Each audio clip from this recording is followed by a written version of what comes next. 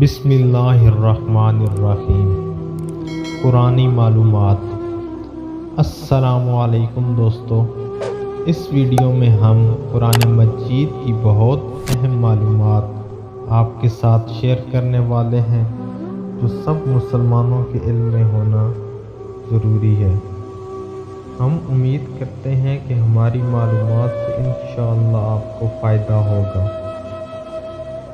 یہی ہے آرزو تعلیم قرآن عام ہو جائے، ہر ایک پرچم سے اونچا پرچم اسلام ہو جائے۔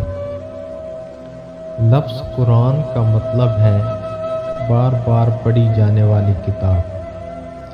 قرآن مجید کا لفظ سب سے پہلے سورۃ المزمل میں استعمال ہوا ہے۔ لفظ قرآن مجید میں 22 دفعہ استعمال ہوا ہے۔ حضور اکرم صلی اللہ علیہ وآلہ وسلم پر آخری وحی وفات سے 7 یا 9 دن پہلے نازل ہوئی۔ قرآن مجید کے نزول کے 2 ادوار ہیں، مکی دور اور مدنی دور۔ مکی دور 4420 دن اور مدنی دور 9 سال 9 ماہ اور 9 دن پر مشتمل ہے۔ قرآن مجید کا نزول 22 سال 4 ماہ اور 21 دن میں ہوا۔ قرآن مجید کی نزول میں کفار کو سب سے بڑا اعتراض یہ تھا کہ قرآن اکٹھا نازل کیوں نہیں ہوا۔ حضرت عمر سورۃ طٰہٰ کی تلاوت سن کر ایمان لائے تھے۔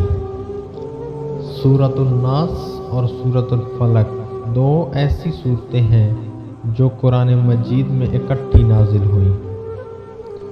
قرآن مجید کے مطابق دوزخ کے دروازوں کی تعداد 7 ہے۔ سورہ یونس کے مطابق اللہ تعالیٰ نے زمین و آسمان کو 6 دن میں پیدا کیا۔ سورۃ النور ایسی سورت ہے جس کے متعلق آپ صلی اللہ علیہ وآلہ وسلم نے فرمایا کہ یہ سورت عورتوں کو ضرور پڑھنی اور یاد کرنی چاہیے۔ سورہ یاسین قرآن مجید کی ایسی سورت ہے جس کو 1 دفعہ پڑھنے سے 10 دفعہ قرآن مجید پڑھنے کا ثواب ملتا ہے۔ اس سورت کو قرآن مجید کا دل بھی کہتے ہیں۔ 26 ایسے انبیاء کرام علیہ السلام ہیں جن کا ذکر قرآن میں صراحتاً موجود ہے۔ 26 انبیاء کرام علیہ السلام کا ذکر قرآن مجید میں 510 مرتبہ آیا ہے۔